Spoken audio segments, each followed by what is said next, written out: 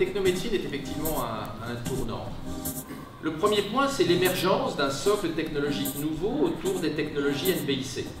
Les NBIC sont en train de structurer le 21e siècle, comme les technologies ATAS, l'aéronautique, le téléphone, l'automobile, la chimie et l'électricité ont structuré le 20e siècle.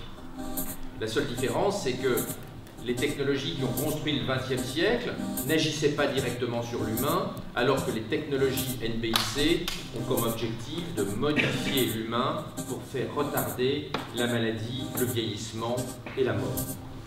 Les technologies NBIC, elles, c'est nanotechnologies.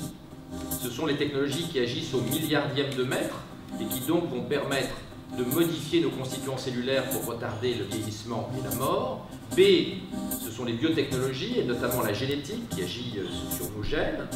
I, c'est l'informatique, que vous connaissez tous. Et C, ce sont les sciences cognitives, dont l'objectif est de modifier notre fonctionnement cérébral et également de créer de l'intelligence artificielle. Et il ne vous a pas échappé que la première concrétisation concrète, si j'ose dire, de l'intelligence artificielle sur Terre, c'est Google.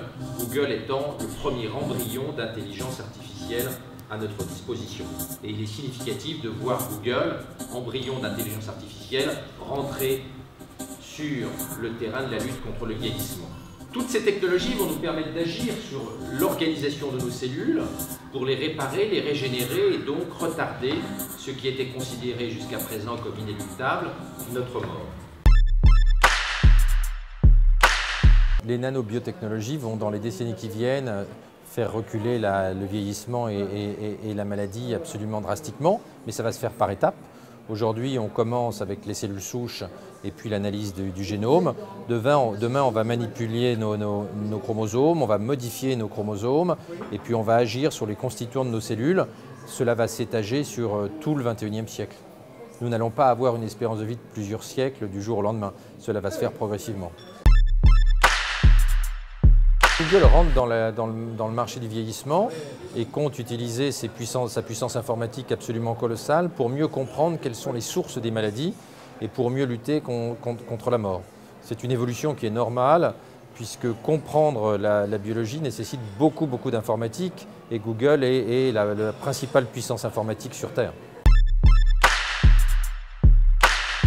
Moi, je n'aurais pas peur de confier mon ADN à Google.